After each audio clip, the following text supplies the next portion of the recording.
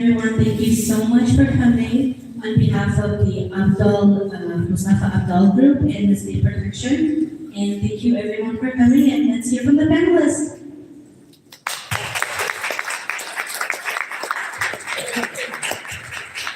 Good evening, everyone. It's a great turnout for a forum on a Sunday afternoon. I want to thank the organizers for having the foresight of planning this after the conclusion of the Bears Vikings game.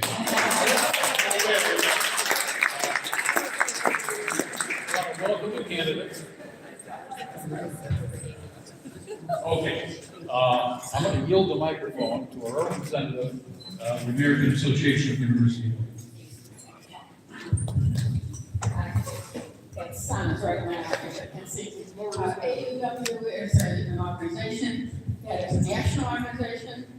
We've been around for over 140 years, and we've been around for 95 years here in Rockford. Our purpose is to initiate positive change in the community, and our goal is equality for all women and girls to encourage lifelong education and to contribute to the community. So we have more information over there. So please stop by and get some information from us. And we're really glad to be here. We are really for everybody voting. It's really important to have your voice heard. So get out and vote.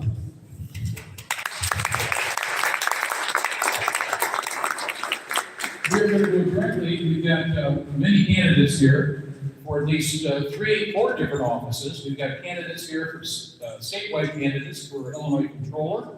We have 2 candidates here for the U.S. Senate seat that's being vacated by Senator Durbin, who's decided not to run. And then we have 3 candidates for the congressional districts, the 16th district and the 17th district. They're all going to have 2 minutes to introduce themselves. And now I'm going to turn the microphone over to her. So we're going to start with hi. So really, it's what a great to see everyone here and saying, hey, I care about this election, so you showed up, so really appreciate it. Let's start with State Senator Congressman. Introduce yourself. All right, try not to knock over these water cups here. All right, very good. Assalamu alaikum, everyone. My name is Karina Villa, and I am a state senator, but my favorite title that I've ever held is that of Miss Villa, because I was a school social worker for 15 years before I ever ran for office. And the reason that I left my beloved profession was because of the fact that we, back in the day, had a governor by the name of Bruce Rauner, who was not passing a budget. He didn't pass a budget for 3 years, which impacted the working families of this great state. We saw that there was cuts to healthcare, mental health, after-school program, education. And I got to a point where I was fed up and decided to run for office. So I ran in 2018 and I flipped to House District. Then 2 years later, I flipped the Jim Oberweis seat to become a state senator. I work hard, I go out and I knock on doors and I listen to people, just the same way that I listen to people as a social worker. And now, in this critical time, I can't believe I am saying this, but these dark days are worse than the days of Bruce Rauner. We are seeing slashes that are so deep to our budgets because of this Trump regime. And we need a controller who's going to do a few things. Number one, a controller is going to stand up and say, I am going to pay these bills in the order of the people who need it the most vulnerable people in our society, people with special needs, seniors, people with mental health issues, healthcare. All of these are my priorities and always will be. Also, we need a controller who's going to use their microphone to go around and tell people, I am paying the bills on time, but it's not enough money. Because Donald Trump is not sending the money and resources to the state of Illinois. We do not have enough money. These billionaires and corporations that are getting tax vacations at the federal level must be held accountable here in the state of Illinois. We need to hold those corporations accountable who are not paying their employees livable wages, who are not giving them health care. These are the things that the controller needs to do, and that is what I am committed to doing when I become your next Illinois State Controller. Thank you so much for your time.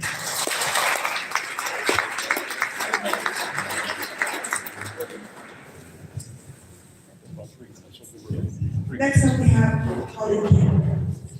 Thank you so much. Good afternoon, and thank you so much to the many organizations who are hosting us today.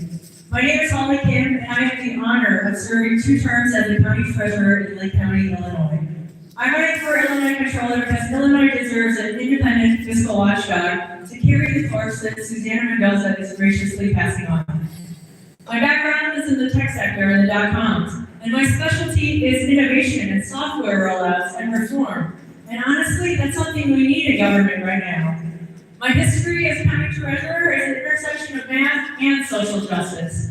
I was able to invest in such a way that I gave $6.4 million back to my schools, my parks, my libraries, and that's really unheard of, to give money back. All while I invested only in American investments.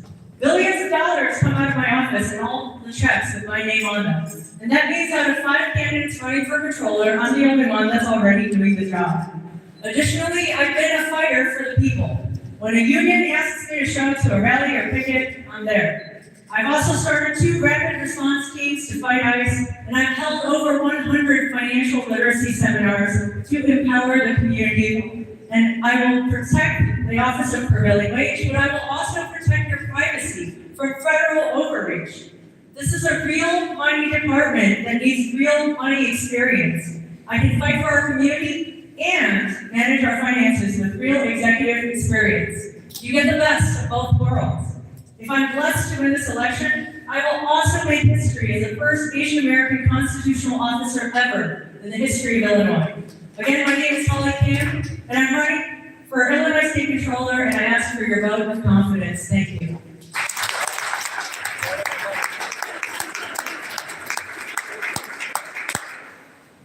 Thank you, Holly Kim, Lake County Treasurer, appreciate that. Adam Zagalo, you're running for Senate. Right. Good evening, and thank you for coming out. Thanks to the people who put this together, because I know it's no easy task. I grew up in Sterling, and upon graduating from high school, I joined the Air Force and traveled around the world because of that. Went to U of I for undergrad and went to UIC for graduate school. I followed my dream. I was lucky. I was a Chicago cop for 9 years, 20 years with ATF, Bureau of Alcohol, Tobacco, Firearms, and Explosives. I responded to the Capitol on January 6th, which was a very sad day, but the proudest day of my career, 38-year career, because of the fact that we defended democracy. And I thought we had all of this nonsense behind us, but obviously we do not. So I'm coming out of retirement to fight for the people of Illinois, not only Illinois, but also the rest of Americans, because of the fact that we all know that these GOP senators are impacting our lives, even though we didn't vote for them. So we need to impact everyone's life for the better. I'm on the no BS tour, which means if you paid into Social Security and you're calling about your check, there should be somebody answering that phone, and you should get your check when you're supposed to get it. Same with Medicare, Medicaid, VA benefits. I did 30 years total with the Air Force Reserve.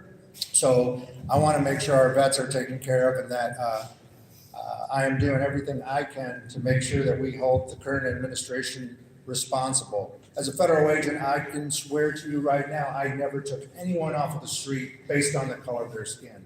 It's wrong. We need to get back to the immigration reform bill that was passed in 2024. We need to bring that back. We need to get our national debt, our state debt, and City of Chicago debt under control. And we need to get back to the Constitution, the basics, because too many people work way too hard and put way too much into our American way of life for us just to throw it away. Thank you for coming out, and I'll stick around as long as you guys want afterwards and answer any questions you got. Thanks.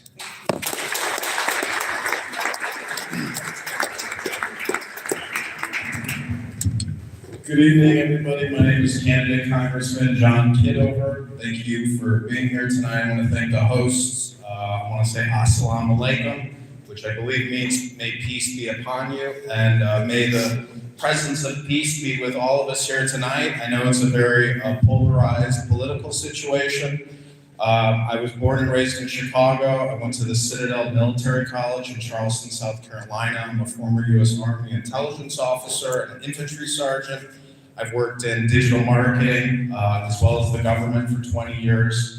And it's a pleasure to be here with you. I'm running to unseat and defeat Darren LaHood. So if anybody in this room wants to get rid of Darren LaHood, please stand up right now. We don't have to stand up. But listen, I hope everybody has a great night here tonight. I'm a fiscal conservative. I believe in defunding the big, beautiful bill. I believe that we need a balanced budget. $38 trillion in national debt is too much. It's insanity. The state of Illinois is $200 billion in debt. The city of Chicago is completely broke. We have a major fiscal crisis. And Darren LaHood, over his 10 years, has added over $2 trillion to the national deficit every year. We're spending $7.1 trillion and taking in $5 trillion a year. As a former U.S. Treasury employee at the IRS, I can tell you it's a skim operation. And if you've ever been to an IRS tax center and you've had to deal with the tax service because you have an issue, it's a shakedown operation, ladies and gentlemen. We need liberty, and your individual liberty shouldn't be exceeded by your government. So if you want to unseat and defeat Darren LaHood, vote for John Kitover. You can go to johnforcongress.com, add me on Instagram, John Kitover. I am so happy you're all here. God bless you all, and I hope you all have a fabulous night.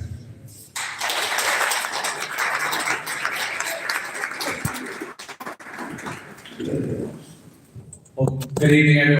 My name is Paul Nolley. I am the Democratic nominee that is going against Darren LaHood. So I'm the son of working class parents, raised right here in the Rockford area. Both of my parents are West Siders.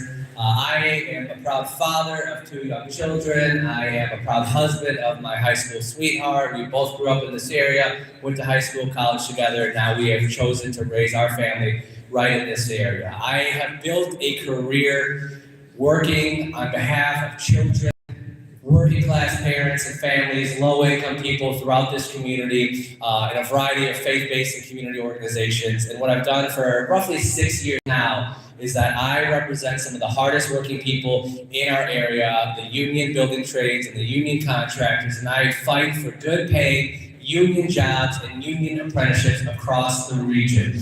And what I am doing now and why I'm running for Congress now is because, for one, working class people have been hit hard decade after decade. Wages have not caught up with productivity, the cost of living, and so forth. We also see that corruption is on the rise, and our incumbent, Darren LaHood, who has been in office in Congress for over 10 years, does not care to represent the people.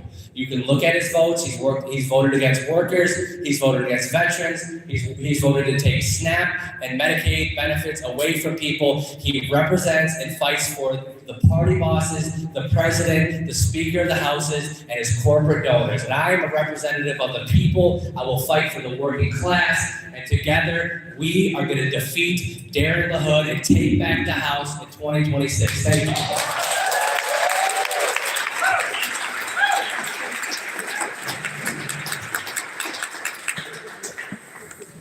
Good evening, everyone. My name is Montez Solis. I'm proudly born and raised right here in Rockford, Illinois, on the west side of town. And I'm the oldest of 9 siblings. Yes, 9. So I always tell people sometimes I feel like I have to be Superman and Batman all at the same time to be there for them. But I was also born from a working class, single family household where it was just me and my mom for many years. And at the very early stages of our life, they told my mom that she would not graduate high school and that our lives would forever be defined by struggle.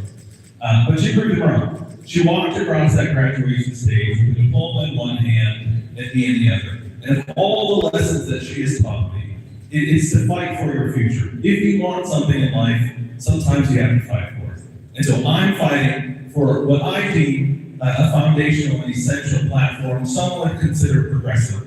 A progressive approach in how we are tackling the challenges that this nation faces today. Some would consider the $20 minimum wage, increasing that to inflation as progressive. I consider that as necessary. I proudly support and will champion Medicare for all, the Green New Deal, capping child care to be no more than 7% of a family's income. But for me, I've been civically active since I was 12 years old. This is personal for me. This is not a resume change like it is for my opponent. And so for me, as a big brother, I want to make sure that I'm fighting for a future that's worth living and not just existing or surviving for like so many other families are currently today. So I thank you all for being here. I'm looking forward to answering all of your questions. Thank you. Thank you all, candidates. So now we can go into our question and answer portion, and there'll be 1 minute long. We'll start here with candidate Solis, and then just go down and again for our professional and our Senate candidates. So we're going to start off with the economy, first topic. So many residents haven't kept up with inflation. What can Congress realistically do to improve working families' purchasing power? Candidate Solis, please start us off. Thank you, that's a great question. And we're talking to a lot of families that are working 2-3 jobs just to make ends meet. We're talking to that veteran that has just came from deployment that is trying to get a job in this district and still can't. Still does not have enough food, still doesn't have enough money to put food on the table or a roof over their head. As a representative in Congress, we need to make sure that we are building a coalition with our small business owners, with our family farmers, with the people in our district to actually build that sustainable living. And so I proudly will champion a $20 minimum wage, indexing that to inflation so Congress does not have to keep coming back to the table to negotiate what the livable wage should be. Part of my platform also is making sure that we have stability, not just in Congress, but in our communities and in our culture. And so that means setting aside federal subsidies in our district to provide for mental health programs, food pantries, my apologies, and so much more. Thank you. So a few ideas on this. First of all, we have to not only bring back and revive the clean energy credits that were cut by Darren LaHood in Congress, but we have to expand them so that we can create new, good union jobs and apprenticeships and lower energy costs for everyday people. 2, we have to have a smart, thoughtful industrial policy that's actually passed by Congress that expands blue-collar industries across the Midwest and across the country so people can get good living wage jobs with benefits. We also need to make or build way more units of housing so the cost of housing goes down. Like my age and younger can actually afford to have a house, and that the cost of rent and mortgages and all that goes down. And then 4th, we need to expand workers' rights so that when you are in a job, you can negotiate for good wages, benefits, and safety, training, all of those things. And all of those combined will allow people to live better lives, get good jobs that they're actually rewarding and fulfilling. So I'll just repeat the question that I heard. It was, how do we increase the purchasing power for our constituents, for our citizens, for our fellow Americans? The problem is spending. The problem is taxation. Get the government out of our business. Get them out of our faces. Get them out of our life. Your IRS, your Congress people are all corrupt. All they keep doing is voting on huge HR acts, omnibus bills for $2 trillion, the HEROES Act, the CARES Act. This is all from COVID-19. They have plunged this nation into debt. Every single person here has the government borrowing on their behalf $10,000 to $15,000 a year. Wouldn't you rather have that tax credit than Fortune 500? Google, Apple, Microsoft are the biggest recipients of the big, beautiful bill. These are $500 billion in tax credits annually. This country's fiscally in a serious problem, and the way to solve this is to limit the size of government, not to increase our spending.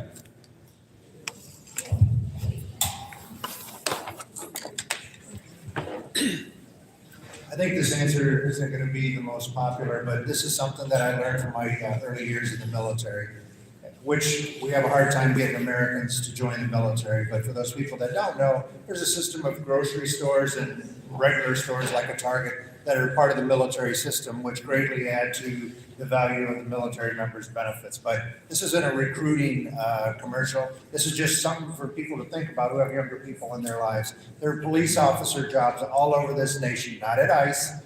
They are jobs at ICE, but I'm talking about the ones for regular police officers. There are a lot of jobs in America, but a lot of people do not want to do them. And they're saying that the immigrants are taking their jobs. Well, I don't see too many Americans getting out to pick any vegetables or do some of the ditch digging or some of the other stuff that needs to be done. So we do need to increase our minimum wage, but we do need to fill all the voids that we have so that America can continue to grow. Thank you.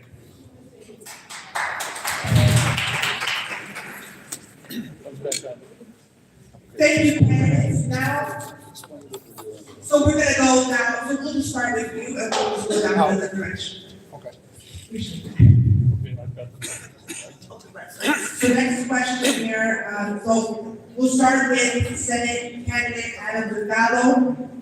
On the same topic, how will you balance federal spending and deficit concerns with investment in communities such as Rockford, Newport, and Victoria? Well, as we all know, Joe Biden, when he was in office, had a number of IRS employees. He had increased the numbers, and that we were paying down the national debt. And that's an outstanding thing where we get to audit those people that have been getting by and getting over for the longest time. And as soon as President Trump took over, he cut all those IRS jobs and stopped all those audits. There's only one way that we're going to get out of debt. And once we start generating that revenue and we end up with the extra revenue, then we can reinvest in Sterling, in smaller towns, whether it's Rockford or Sterling. Sterling's doing everything they can in order to repurpose some buildings there that were part of some of the manufacturers who have since left. So we as communities need to be more creative and bring in those opportunities and spaces for people to live and also for people to work. Thank you. And now we're looking at Illinois district, congressional district 17, where we have Darren Logan as the incumbent, and, I'm sorry, 16, thank you very much for that. And just to kind of, the question again, how will you balance federal spending and deficit concerns with investment in communities such as Rockford, Newport, and Peoria? Can you repeat that last part again? So we have deficit concerns, but we also, how are you balancing that with investing in communities such as Rockford, Newport, and Peoria? So, again, we are $38 trillion in debt. That's the funded debt liabilities of your U.S. federal government. The unfunded debt liabilities are over $100 trillion. That's $130 trillion worth of debt. If you want to grow a business, if you want to grow an economy, it takes pragmatism, common sense. Our government is not being run like a business. It's simply not. You can't just keep spending and growing your business and borrowing. We have a borrowing, a spending problem in this country. In terms of Rockford and District 16 and investing in our communities, church activities, nonprofit activities, applying for grants, those can solve a lot of problems. But again, we have a federal spending problem. Darren LaHood has not addressed it. He's only kicked the can down the road for 10 years. He's going to keep kicking the can down the road. We have to defund the big, beautiful bill. We have to strip these tax credits from the Fortune 500. So first of all, Illinois is a donor state to the federal government. We give more in our tax money than we get back. In the southern states that have all those issues and they are not investing in their people, they are receiving our tax dollars if you look at it across the nation. So that's one point I want to establish in Illinois. So our communities deserve to have those investments that we are paying to the federal government. For two, we are at a point where income inequality is at the greatest levels that it ever has been in history, probably. So for someone to say that we cannot invest in low-income, working-class people is absolutely ridiculous. If you look at what happened with the Republican Congress that passed the big, beautiful bill, these people that call themselves conservatives, it adds trillions to the debt and deficit. So they have no solution. We need to make investments that are going to have a return on investment, put workers first, and they will make new revenue, put taxes, new businesses, and that's going to be a part of the solution. Not to de-invest from our people when people are struggling every single day.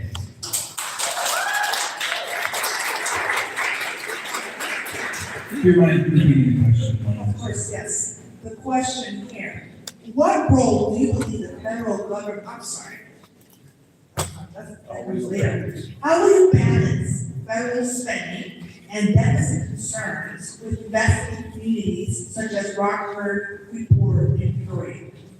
So as mentioned a little bit earlier, the most recent big beautiful bill, what I call a big pack of BS, it impacts some 17 to 19 million people when we talk about Medicare and Medicaid. In this district, that's 1 in 4 people. When we talk about children, that's 1 in 2.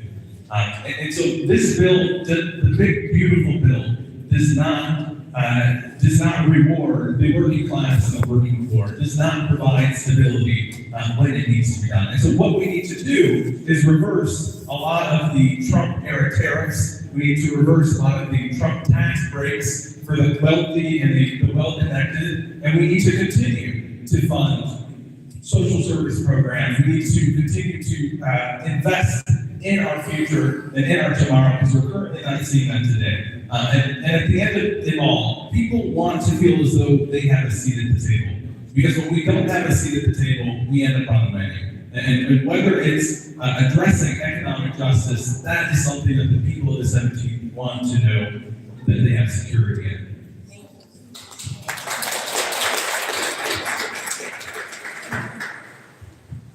The next questions involve jobs, manufacturing, and workforce development. And we'll start with Ted. Manufacturing and agriculture remain cornerstone of the congressional districts and the northern part of the state of Illinois. How do you ensure that new federal programs benefit local workers, not just large corporations? That's a great question. So part of my platform is sponsoring the Green New Deal, which provides clean renewable jobs to any other blue district, any blue state, just as much as needed. And so when we look at the stability in the Green New Deal, it provides billions of dollars for our district that we can disperse in providing tax incentives to our small farmers, to our legacy farming families, and provide workforce training and apprenticeship programs so that we can continue to have that growth over the next 10 years. So I'd like to begin my answer by saying there is a reason that our federal public policy has been steered towards the large corporations, the big ag, the consolidation. And it's because those are the folks, those are the entities that fund the politicians, put money in their campaign coffers, and make the rules. And I am refusing all corporate PAC donations in my campaign. So that's one thing I want to establish right now. That's the root of the problem in many, many cases. As far as the solution for agriculture, we need to be investing in small family farms, providing 0% loans with clawback provisions if they do not meet certain goals. We need to make sure that we are investing in programs that allow young people to get into ag careers. The average age of an American farmer is 60 years old. That's one thing. And then finally, at manufacturing and blue-collar industries, we have to have smart industrial policy that combines the interests of workers and business so people can make a profit, but you also have good paying careers with pensions and benefits so that you can sustain both a worker in that and make a profit and expand business, R&D, development, and all those kind of things.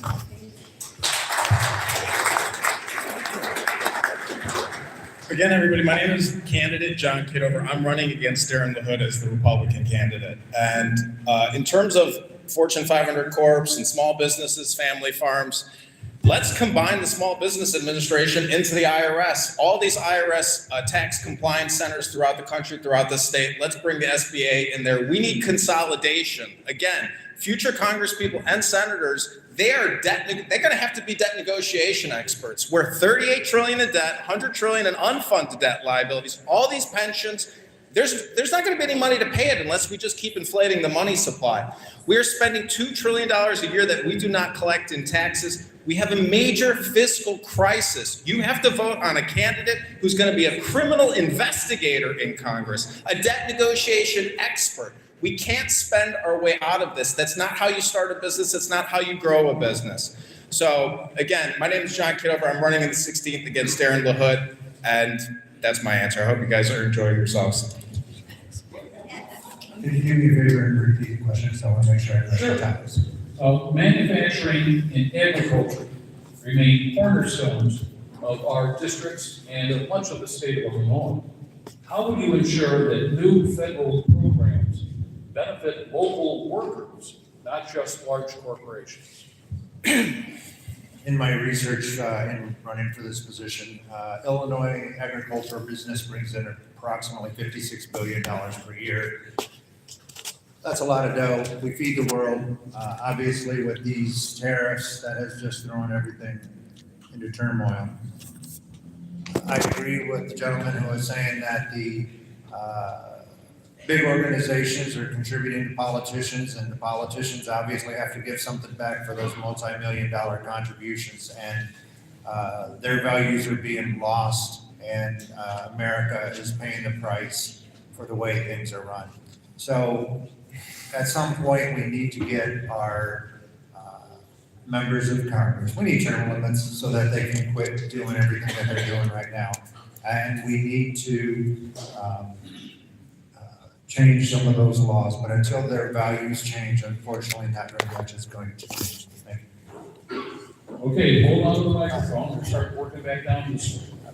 The next question in this particular area is, what will you do, whether you're in the Senate or in the House, to help to attract and retain good-paying jobs in rural and industrial areas that have lost factories or plants in recent years? Well, with NAFTA, we had the agreement with Mexico and with Canada as far as some of those automobiles being made. Driving out here from Chicago this morning, I drove past the Belvedere plant that's shut down, but I believe they're supposed to be reopening it soon. The days that my father worked at the steel mill, Northwestern Steel and Wire, and he was making a good paycheck and had really good benefits, those days unfortunately are over. So we need to get back to the green energy and other jobs and other opportunities that people can get with the circumstances that we're dealing with, because there's no way we can produce things as cheaply as China. Thank you. Again, what will you do to help attract and retain good-paying jobs in these areas? We've been called the Rust Belt for decades. I think we're coming back, but we still have a lot of plant capacity. What are you going to do? What do you think you can do to attract and retain good-paying jobs? So I've traveled the Midwest extensively working for the Treasury Department. St. Louis is become a ghetto. Our Midwest Rust Belt has decayed, and it's because of your federal government. In the same way that the founders of this nation fought the King of England because he was eating out the substance of our people. Your government, your IRS, your Treasury, your Congress people, they're eating the substance of this nation. They're leaving nothing left over. You're working 3 out of 5 days a week to fund your tax bill. So if we want to bring back businesses, as you can see, I'm wearing Meta glasses right now. These weren't even manufactured in the United States. We need to bring back manufacturing to this country. It sounds cliche. We're living in an information technology age. Every single person here is glued to their cell phone 80 hours a week, scrolling 300 miles. That's the type of manufacturing we'll be doing in the future. So if we want to bring businesses and employ people in the Rust Belt, we have to lower the corporate tax rate. We have to lower the personal income tax rate. We need major financial reforms if we're going to grow this economy and grow ourselves out of this massive $38 trillion debt. Yep. So the federal government, we have to leverage the power of the federal government to make investments in these communities that are not going to receive investments as it is organically. We have to also create Buy American policies so that when our federal government is actually procuring goods, that they are from American factories, American workers that are putting those in. We also have to make sure that we are pairing those business opportunities, those business policies, those industrial policies with workers' rights, so that if you are in a job, that you are able to keep consistency, you are having training, these education centers in these areas that have been hollowed out are actually able to train people and provide opportunities where they're getting good wages. We can't just have these communities living at the bottom of the barrel, for one. So we have to have all sorts of federal level investments. It has to be at that level, or else it's going to be a complete race to the bottom, which is exactly what you see. Most of the manufacturing going to low wage areas of the country, and that is not sustainable. That is not how we beat China at all. Can you repeat the question? Sure.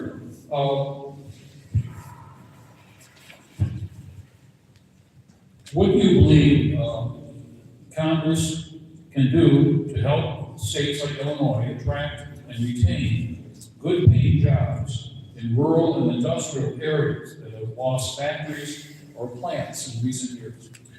It starts with having representatives that are going to fight for those constituents when it comes to job growth and stability. People that we're talking to all throughout the campaign trail feel as though that the jobs that they're currently in does not provide the incentives that they need to be able to live a sustainable life.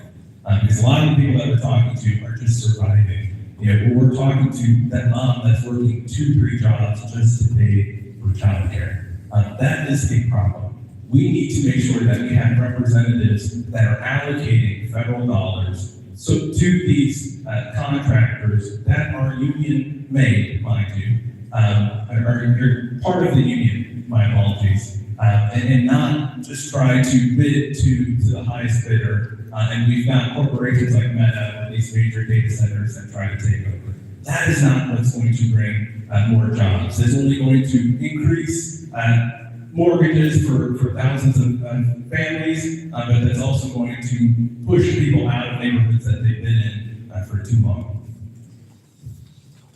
Okay, finally, gentlemen, the last question in this area is unions play a major role in this region. How do you see the federal government's responsibility, if you see the federal government's responsibility in supporting collective bargaining and workplace safety? Another great question.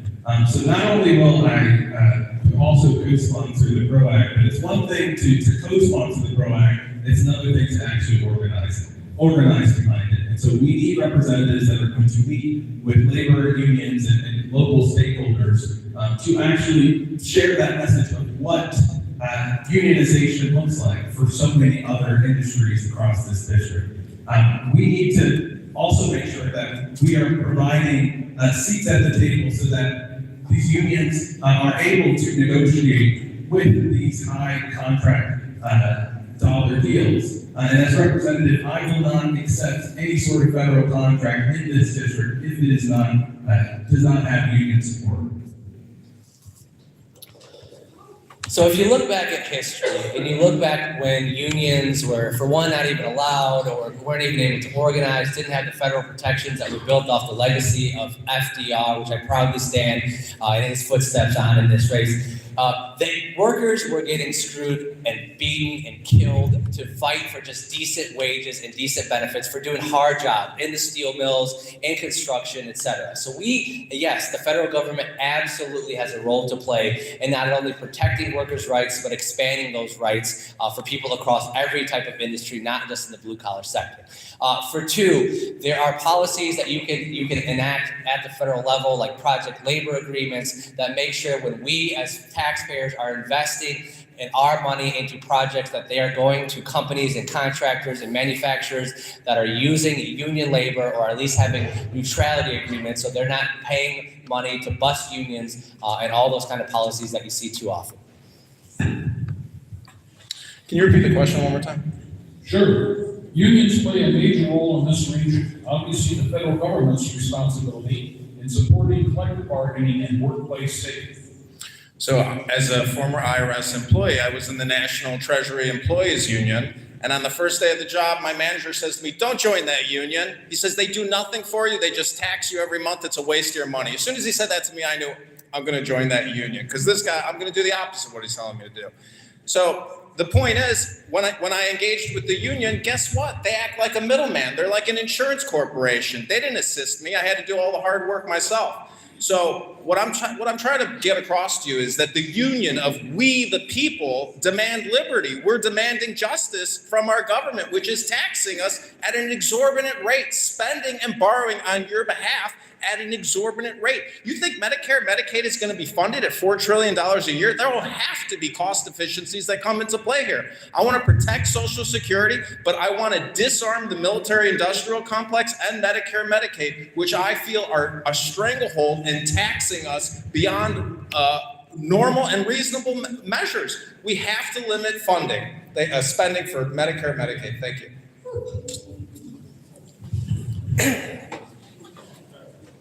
I'm gonna have to disagree with this man here in some part, because the billionaires are not getting taxed.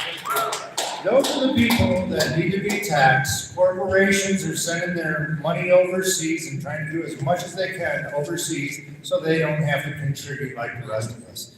I don't know about you, but I pay my taxes, and because of the fact that I work for the government, I feel like I'm getting my tax money back in my pension and my benefits when I was actually working, since I'm retired now. When I went on training, I got my money back. So taxes are very important. Obviously, there should be limits to it, but everyone needs to carry their fair share. The other thing is that as a former union member, Chicago police officer, I think unions are important. However, with the caveat that there's some union members that are doing some really stupid stuff and they don't need to be protected, but yet they're still being protected. And it goes into lawsuits, and then you and I get stuck with the bill for their misconduct. So we need to hold everyone accountable at the same level and stop protecting those people that aren't carrying their fair share of the weight. Thanks.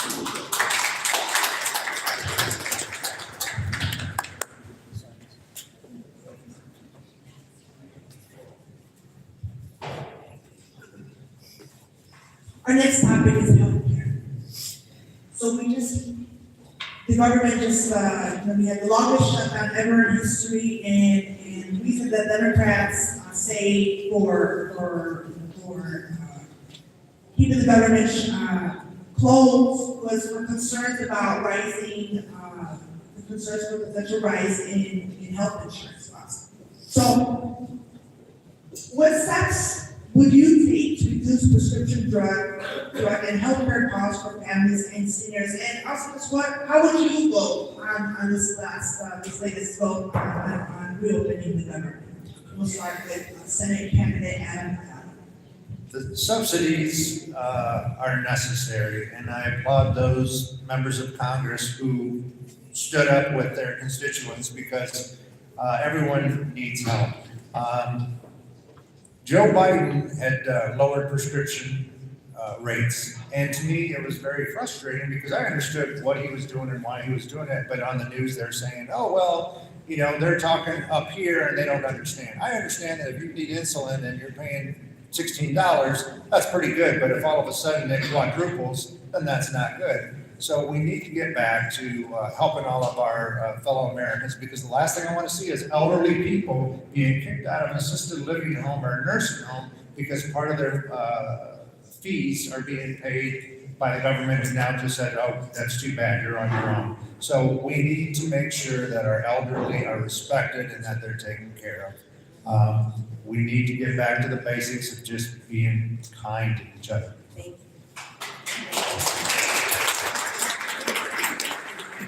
Yeah, I really do agree with his sentiment of kindness, humility. If you go to Walgreens and your bill is $1,600 for a medication that you absolutely need and can't afford to pay, well, you have a serious problem on your hands. Unfortunately, a lot of the products that come out of pharmacies aren't manufactured in the United States of America. They're manufactured in India.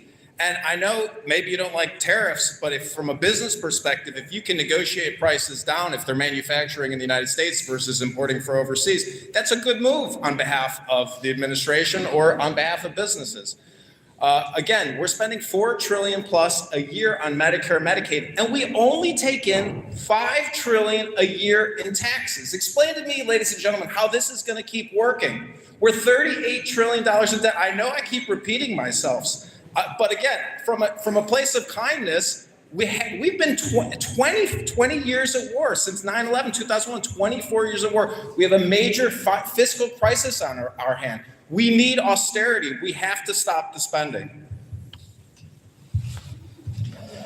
Yeah, I just have to respond to that. We don't need austerity. We live in a country that is, again, we are the most powerful, wealthiest nation in the history of the world. Working class, low income people deserve better than austerity, to have their health care and programs cut from underneath them. That is an insane suggestion, first of all. Second of all, health care, I believe, should be a human right. That is something I stand strong about.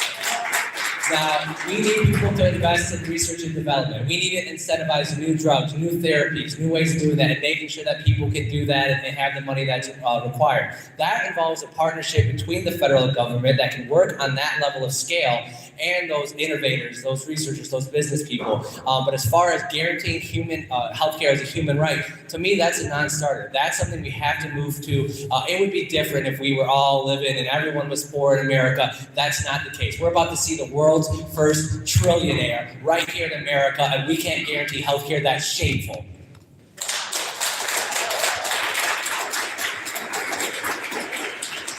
I agree fully with Mr. Nolley. We need to make sure in this country, the number one country in the world, that I firmly believe, healthcare should be a right and not a privilege. We need to remind leaders that forget that sentiment, but we need to remind this executive branch that as well. That healthcare should not be a concern whether someone's going to pay to keep food on their table or pay for insulin medication. As representatives, we need to continue to push to cap certain medication drugs. We need to push for a Medicare for all approach as an alternative. And we need to make sure that we're keeping the next generation in hindsight as well. Of all my siblings, all 8 of them are on some form of government-based healthcare plan. During this government shutdown, it impacted all of my siblings. One in particular who has autism. And having to pay out of pocket additional costs for more of his medication is a problem that we should never have to have in this country. Thank you. We're starting with Mr. Solis, candidate for the 7th district against incumbent Democrat Eric Sorensen. Yes. That's it. The question. Okay. How will you protect access to rural hospitals and clinics across the country? Can you repeat the question? How will you protect access to rural hospitals and clinics across Illinois? Starts by being vocal. We have a hospital, Devon Bay Hospital, that just closed on the west side of Rockford in particular. This disproportionately impacts marginalized communities that are in that stretch of my neighborhood. Where now they have to drive 10, 20, 30 miles just to get basic health care. We need to, as rural and suburban as this district is, we need to make sure that we have transportation to and from these places. We need to make sure that we have accessibility, make sure that we're opening up, whether it's pop shops or mobile clinics to these rural areas so that they are not left behind during these very dark times that we're experiencing. So the question of rural healthcare and hospitals closing. Well, for one, the most relevant, important issue facing rural hospitals is what was just passed by Darren LaHood and his friends in Congress and the Big Beautiful Bill.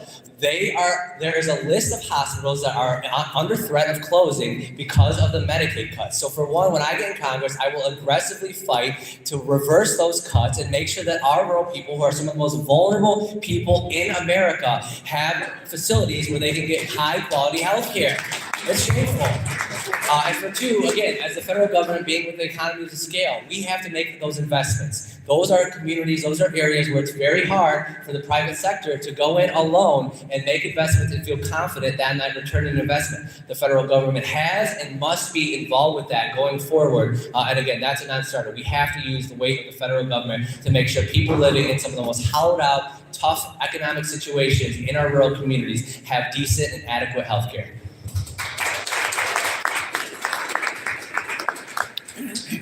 Again, Medicare, Medicaid is $4 trillion plus a year. If we want to protect hospitals, you're also talking about health insurance corporations, the middlemen in this whole freight. Darren LaHood's biggest donors are Blue Cross Blue Shield, Cardinal Health. So when you have to understand, politicians are speaking out of both sides of their mouths because they're not giving you the full story. This has all to do with Fortune 500 and getting that money, that $2 trillion that we don't collect a year in taxes. Without that and without tax credits, a lot of these corporations wouldn't even be showing a profit. Again, we have a serious fiscal problem. We can't just keep spending. We have to have major reforms. Health insurance corporations, the middleman.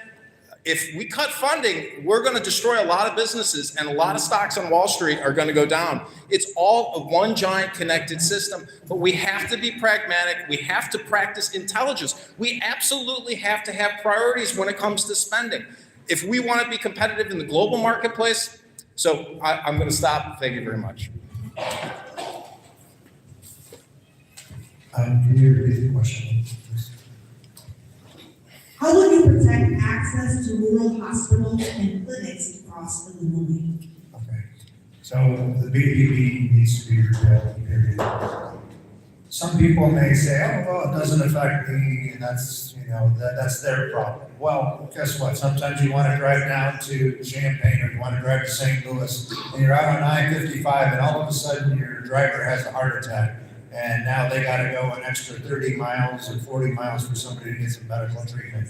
So maybe it's your loved one going off to college or, grandparents or whoever.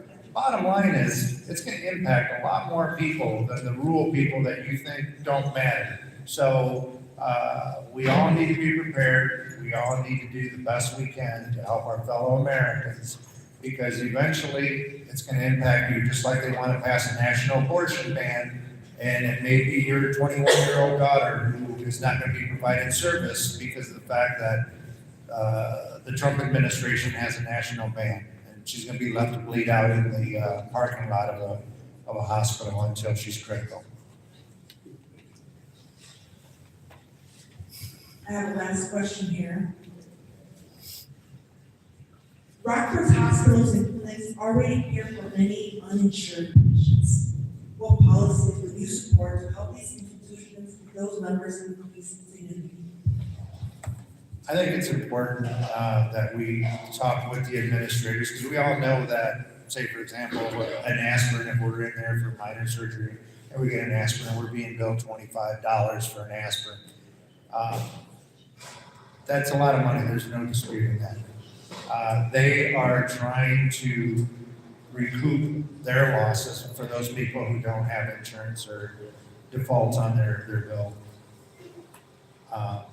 Once again, we're the greatest nation to face the world, and we can put our heads together and come up with some solutions that we can keep these hospitals around, because we need them, but also, like the other gentleman was saying, the pharmaceutical companies, they're charging an arm and a leg to Americans because American insurance companies will pay for it, but yet they're selling it to Canada a lot cheaper than what they're selling it to us and in Europe and everywhere else. So we got to put our foot down so that these pharmaceutical companies and other medical tech companies are not screwing us just because we have deep pockets.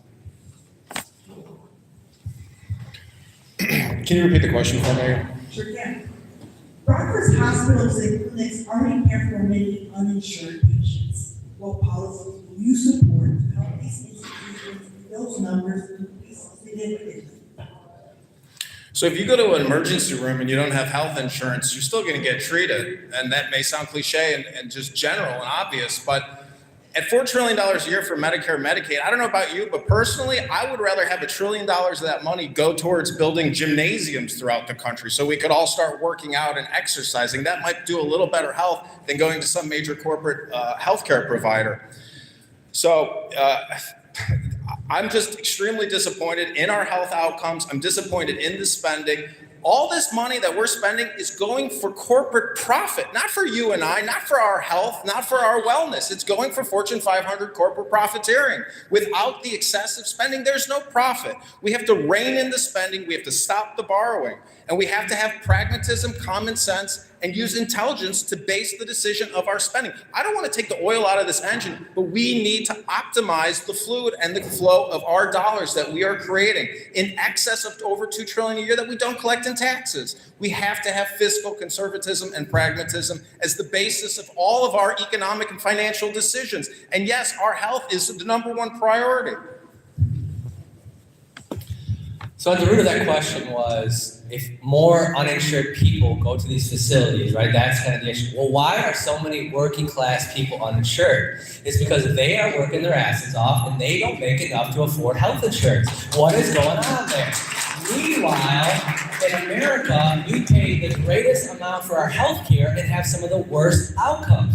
What is going on with the system? And these two gentlemen just mentioned, it's a lot to do with the pharmaceutical and the insurance companies siphoning off billions and billions of profits every single year and formulating a system that is designed to make profits, not designed to have great healthcare outcomes. So we have to address that at the root cause. We have to make sure that every single person, whether you're dirt poor, you're wealthy, you're working class, somewhere in between, has access to high quality, adequate healthcare.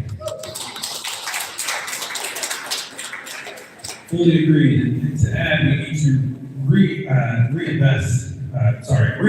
and invest into our healthcare system as it currently is undergoing chronic issues. Not only this administration is pointing out, but prior administrations as well. We need to make sure, though, as Colorado was saying, that we need to make sure we have these families and our neighbors or friends that have insurance through their job or just outright through the government, through a Medicare for all approach. Having an approach like that and an alternative, you'll see those numbers go down. You'll see the ER visits go down. The hospital stays will decrease, and you'll see more money all throughout the district in this nation.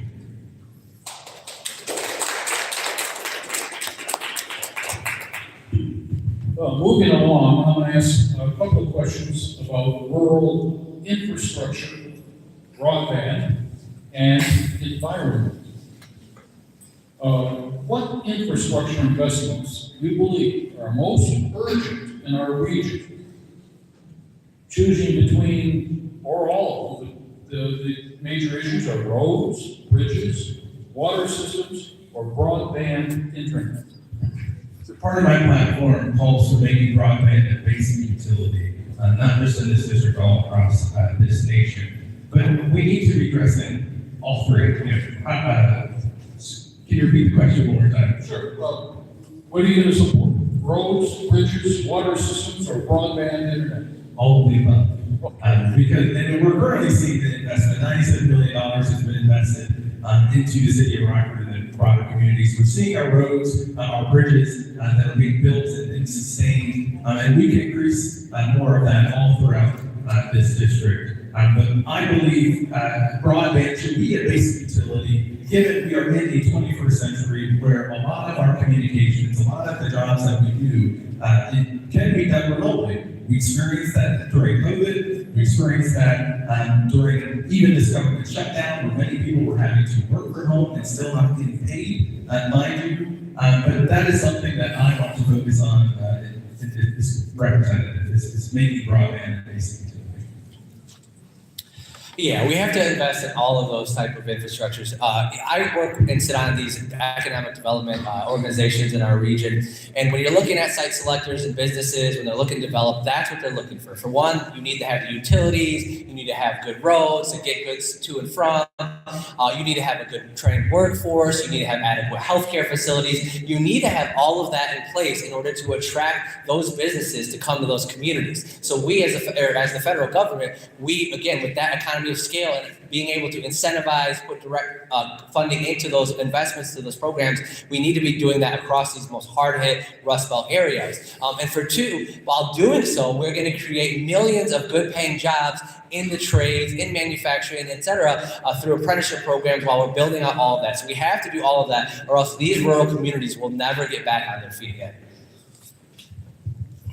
So the three words were bridges, roads, and high-speed internet. Darren LaHood, Comcast, Verizon, AT&T, they spent over $60 billion trying to get rural broadband put in place. Not one cord was ever laid at anybody's house. That is a corporate giveaway, just blended right into the net income of Verizon, Comcast, AT&T. Of course we need roads, and of course we need bridges, and our bridges are falling apart, and our roads suck. Where are the engineers? Where's the money and the urgency on that? Instead, Darren LaHood's dad, the former Obama transportation secretary, they're wasting billions, hundreds of billions of dollars on completely unnecessary projects when we're $38 trillion in debt. We have to have priorities. We have to use intelligence to base these decisions. Perhaps AI is going to tell us where we need to place our dollars. So, in conclusion, Darren LaHood is a ripoff, and he's ripping off the constituents of the 16th district by giving away hundreds of billions of dollars to Comcast, Verizon, AT&T. And in fact, you already all have high-speed internet on your cell phones. You don't need a cable or a fiber optic cable at your house. You can go right on your phone and just and use it that way. Unless I'm mistaken, and I'm not, pushing for President Biden or anything, but I do recall hearing during his most recent term that they were expanding broadband in the rural areas. So somebody was already thinking of that. Obviously, the roads are important and all that. But here's something that a lot of people don't realize that's going to be a huge threat to all of us. With these data centers coming in, all these billionaires say, hey, it's a lot cheaper to cool down our computers using water instead of paying an electric bill. And the members of Congress and the members of each state house need to pull their head out of their rear end and start cracking down on these data centers, because the fact that, guess what?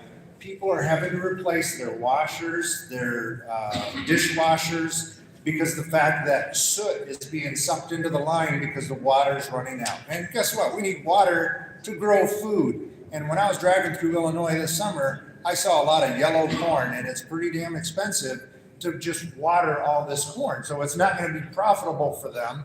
And we have a huge problem in America, and it's only going to get worse because the billionaires are taking over our water, and we are all going to be screwed. Thank you. Moving on to our next question in this topic area. How should Congress balance the needs of farmers and rural communities with climate and environmental policy goals? The Green Bill, once again, Joe Biden, so many people criticized him, and I just understood everything he was doing and what his motives were. And it wasn't to enrich himself or to get a Nobel Peace Prize. It was to make life better for all of us. And at some points, I felt like, man, we are such an ungrateful nation where this man has tried to do so much for the right reasons. Trump wants to brag about ending all these wars so we can get a Nobel Peace Prize. Where does that help you and I? It doesn't. And I'm sorry for getting off track, but it's so frustrating that so many people did not give credit where credit was due. And people thought, well, as my father told me as a kid, stop crying or I'll give you something to cry about. Those people in my generation remember that line. But I apologize for getting up. I want to make sure I touch everything that you asked. But just balancing the needs of farmers and rural communities with environmental concerns. Right, so green energy is going to be the only way, and there's nothing we can do about water other than desalinization. And they do that in the Middle East and some other places, but a lot of the United States will not do that. Well, the earth is alive, and unfortunately, pollution sucks. And when you poison the groundwater, you can die from cancer. So obviously, protecting our environment is important for our health.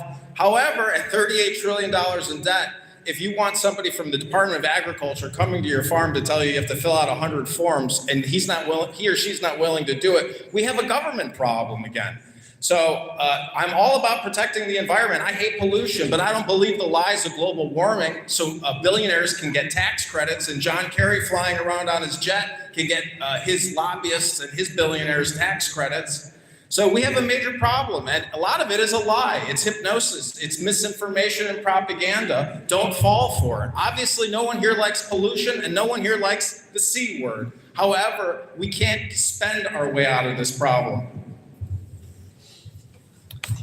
Well, I for one do believe in man-made climate change, and it's an issue we have to address. Now, that gets to the point of the question is, how do you balance tackling that problem with the, implications for people, farmers, workers, small businesses, et cetera? And I think the federal government has an important role to play. But our farmers, especially our small family farmers, those are the people we need to empower, we need to build up. The industrial level, consolidated, big ag, they are not the ones that are gonna make sure that our environment is taken care of, that they're doing it in a sustainable way. They are gonna consolidate, and make as much profit as possible, and our lives and the environment, and the livestock, the quality of life be damned. So we need to make sure that our policies are aligned with those small farmers, sustainable agriculture, all of those type of policies and initiatives and ways of running agriculture, and that has to be our policy at the federal level, local level, state level.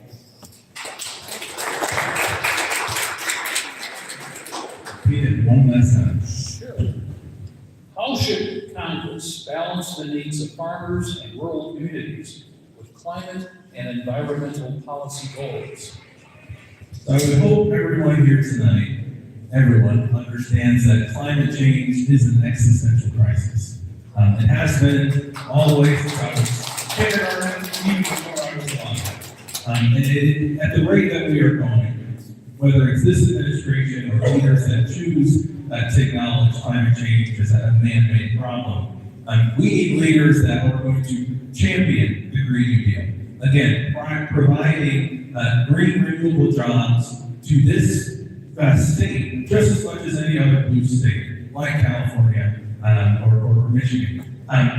When it comes to providing tax incentives to our small businesses and our small farmers and legacy farmers, we need to provide these tax incentives so that they can buy clean energy equipment so it reduces costs and waste in our pollution. But we need someone that actually acknowledges climate change as a real problem and not just political theatrics.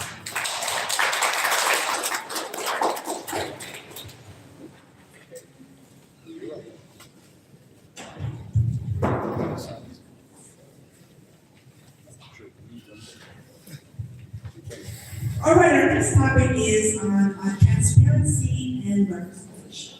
So what steps will you take to improve transparency and communication between your office and constituency if you were to be elected to the position? That's it. And I want to give a shout out to Solis and Mr. Donald for always starting us off.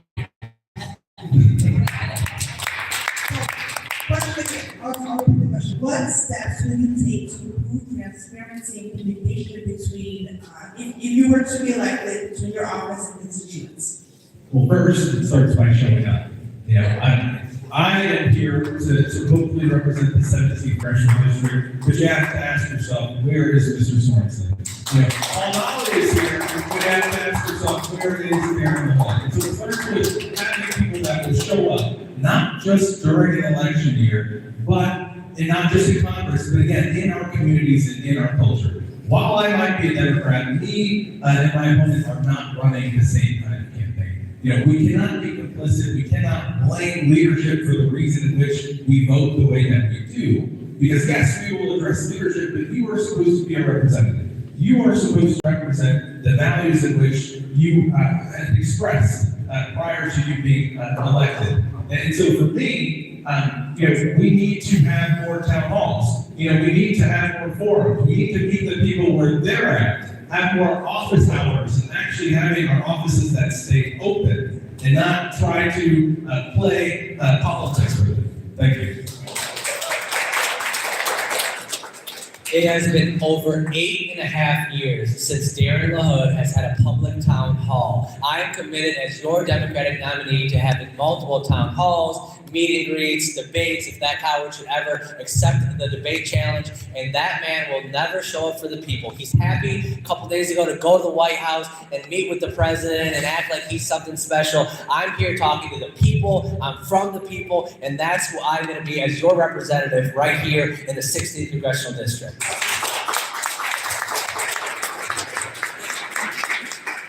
Could you repeat the question, please? If elected, what steps would you take to improve transparency and communication between your office and consumers? Well, transparency deals with truth, and I'm an open book. I live stream a lot on YouTube. I believe that if I get into Congress, I'll be able to do a lot of criminal type investigations. I want to side with Rand Paul and Thomas Massie. Now, I know he's getting all the applaud, so all I could say is I hope, I believe in the Tao, the yin and yang. If I'm the right and he's the left, together we form the great integrity. So transparency does deal with ethics, morality, virtue, and the great integrity. And unfortunately, spending $7 trillion a year is not a great integrity. And as Americans, if you're patriotic and you believe in a balanced budget, obviously, I think everybody here believes in defunding the big, beautiful bill, but we need a balanced budget. We can't lie to ourselves and break away from the great integrity and keep spending more than we collect in taxes. It's ludicrous, it's insanity, and it's gonna ultimately lead to the destruction of all of our individual liberty and the nation as a whole. So none of you live your lives personally, financially in the way that your federal government does, and I would hope that the government starts behaving in the way that everybody in this room behaves personally.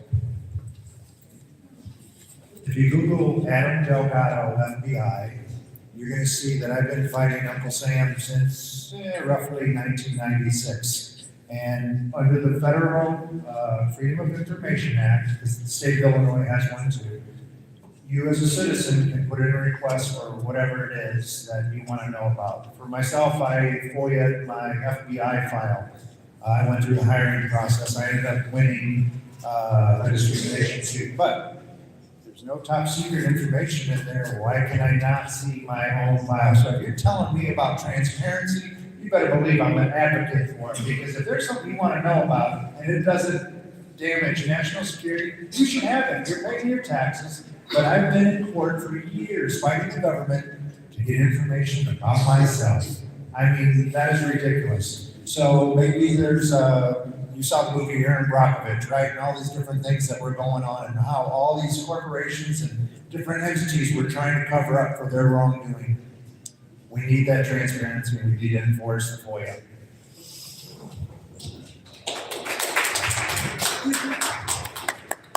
With the recent redistricting changes, if elected, how will you ensure clarity and outreach in newly drawn areas?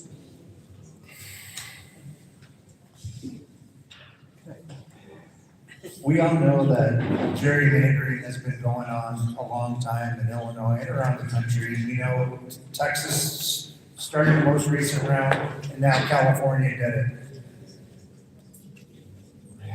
It's so easy to say, oh, well, we all need to be honest and we need to stick with the agreements and all that kind of stuff and do it, every 10 years.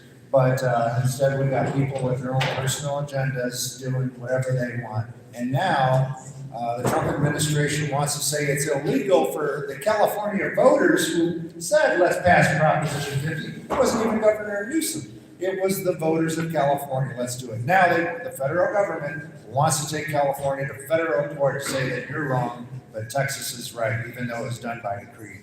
So it's just the basics that we were supposed to learn from our parents when we were little kids. Be honest, be respectful, do the right thing. And instead, it's just screw you, I'm going to do what I want to do. So we need to stop that, but we need to put people in all the congressional offices that are honest and have some integrity. Can you repeat the question, please? With the recent redistricting changes, if elected, how will you ensure clarity and outreach in newly drawn areas?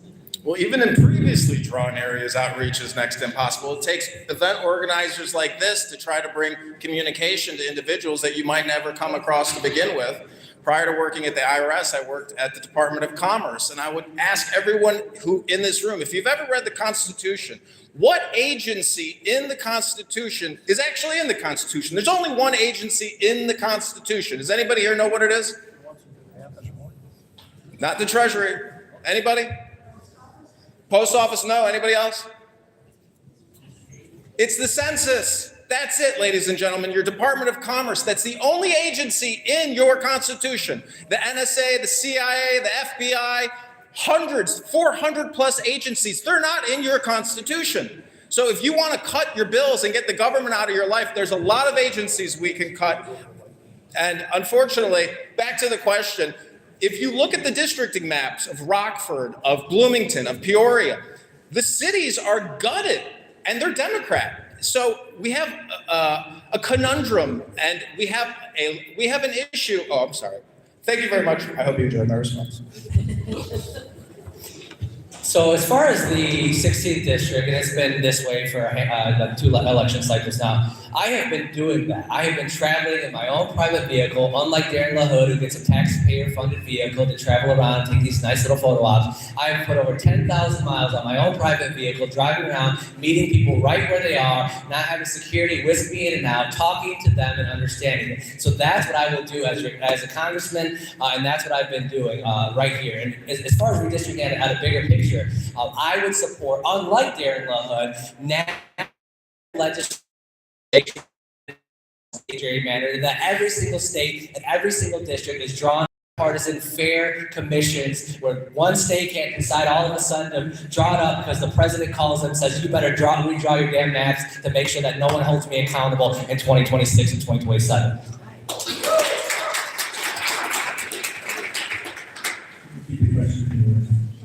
With the recent redistricting changes in 11, how will you ensure clarity and outreach in newly drawn areas?